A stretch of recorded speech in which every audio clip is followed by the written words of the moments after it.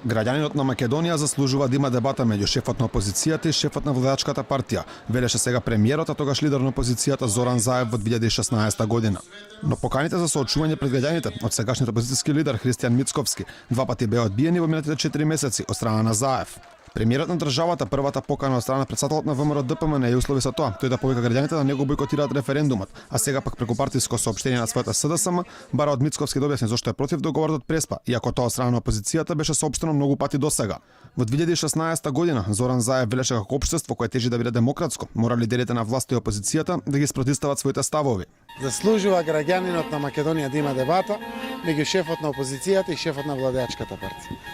Тежнееме да бидеме демократско општество. Мора да ги спротивставиме ние нашите ставови. Само така граѓаните ќе знаат што е во суштина проблемот и кои ще е во суштина решенијата на самиот проблем од било кој аспект во Македонија.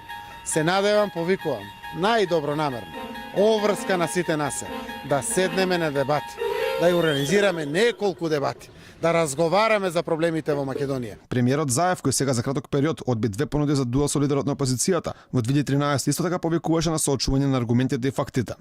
Наместо да се срамат вашите министри и да повикуваат нивни колеги од Косово на телевизиски дуел, кои не ги удостојуваат ниту со телефонски разговор, јас ве повикувам вас.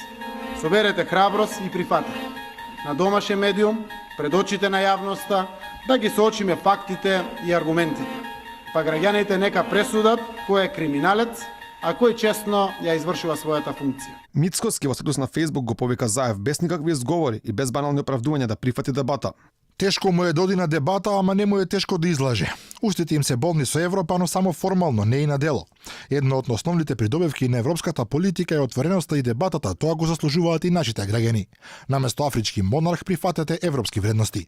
Ајде без изговори, без банални оправдувања, Заев, прифатете дебата.